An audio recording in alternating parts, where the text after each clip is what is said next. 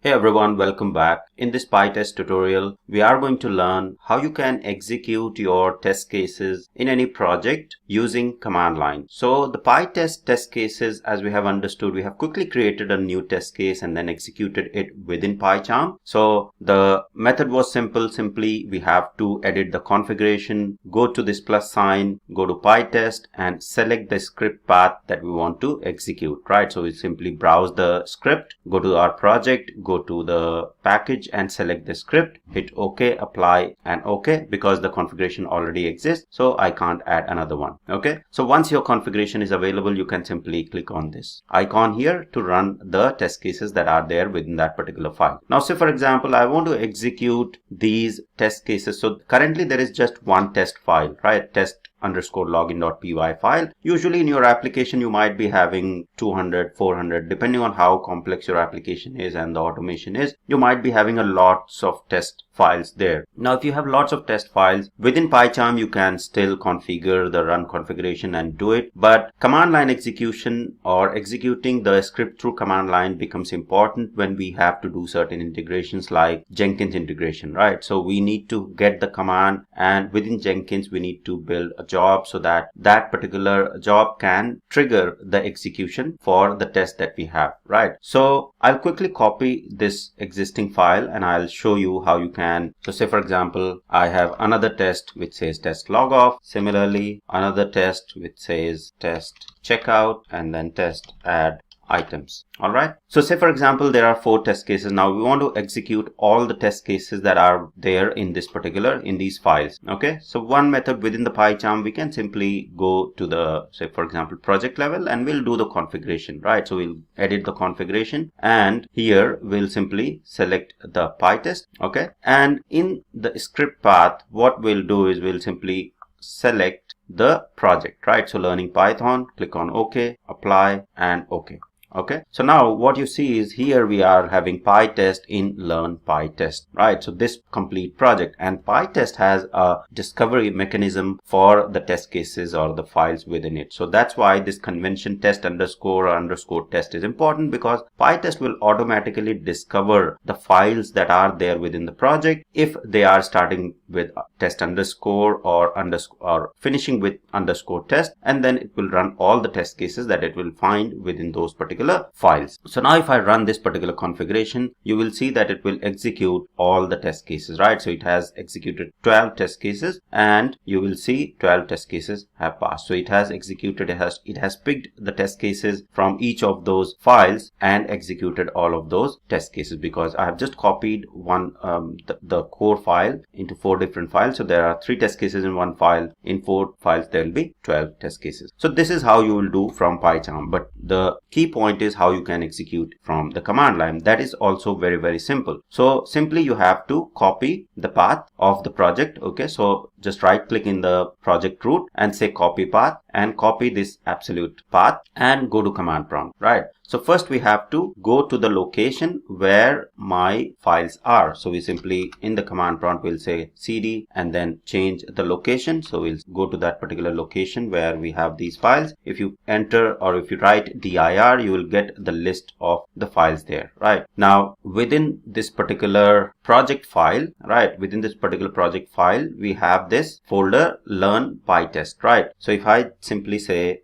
PyTest, you will see that it has executed 12 test cases. Okay, now let's try to change it. Let's try to change it, because I just want to make sure that when we are within this particular project, even though the folder doesn't contain the test at the end, it will still recognize all the files within the child folder. So if I run this PyTest again, you will see that it has still been able to figure out the location. So within this particular project, even though the package doesn't start or end with test, it is still fine. What this discovery mechanism, PyTest test discovery mechanism does is it will go through the packages, and within the packages it checks for the .py files, right? So those py files it's able to pick and then execute. And if I go to the documentation, right, so here you will see that to quickly run your test cases, you simply have to fire the command PyTest, and that's what we are doing here, right? We are simply saying PyTest and then hitting enter, and it follows a particular discovery mechanism to find all these test cases, right? So you can see it has found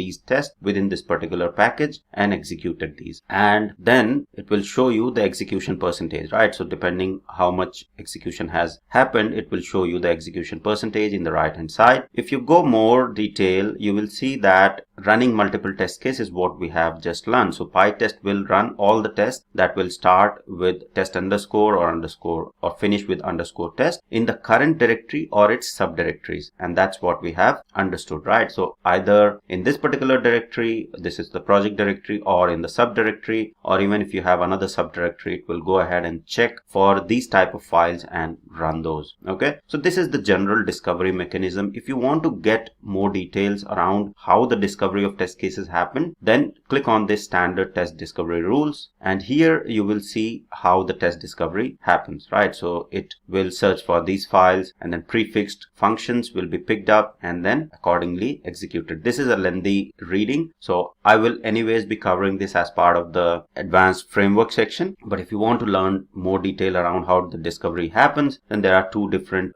common test layouts that it follows in order to discover these particular test cases. Okay, now we have understood about the execution of the test cases with the command line, and here if you'll see that we are not getting too much details, right? So our test cases have these print statements as well, which we want to print, right? So if, say for example, we want to get more details, then simply append or add the argument -v, and -v stands for verbose, so it will give you a lot more details, right? So you can see now with the verbose, you will see it has picked up all the files and it has provided all the details, and it has given me the details of the exact test case that it has picked from those particular files, right? In the previous case, when you don't use verbose, it has simply picked the files and executed those. So that's the difference. If you want to get all the commands that you can use, so simply just type in PyTest space 2 hyphens help and hit enter. You will see all the arguments that you can pass on with the PyTest. So if you see here, this is the help that I have used, -h or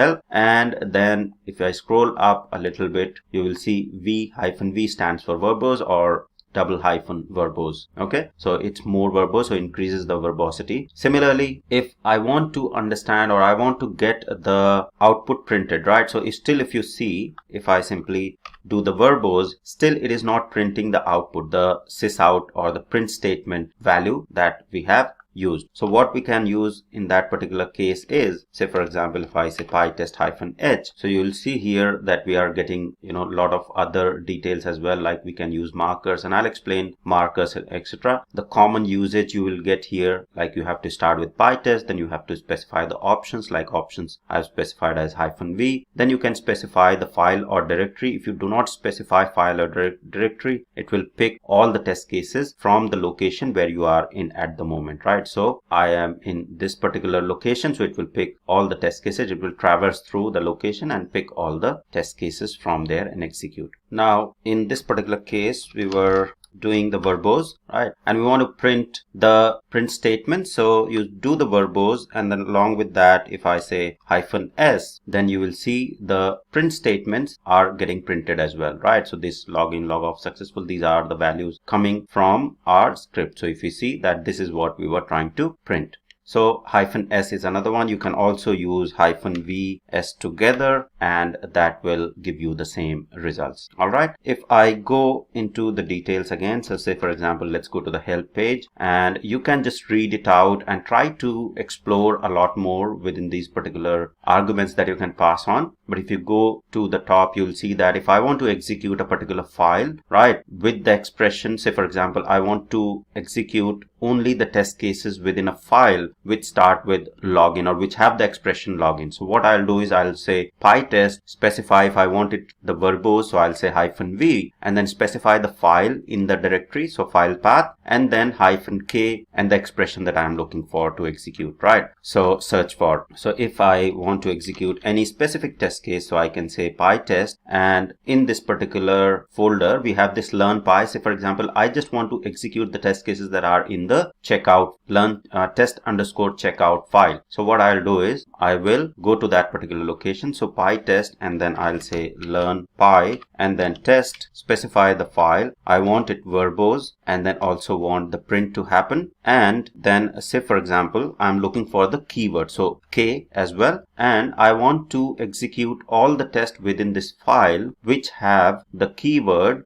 as log in it, right? So I can see that log is in the first method and the second method, so 2 test cases should get executed. So if I say log, then it should execute only 2 test cases, right? So you can see that 2 of them passed and 1 is deselected because I have used this hyphen K to specify the keyword that I want to look for in this particular file to execute, right? So this is how you will learn. You will run one particular file. So if you want to run all the test cases within a particular folder or the project, just say PyTest. If you want to specify a specific file from the command, go to the file. So just go to the file, select the file that you want to run, right, and run it accordingly. If you want to use the arguments, then you go through the help and understand the other arguments that are there. There are so many, but the ones that I have explained you will be using a lot and very frequently, okay? But it is always good to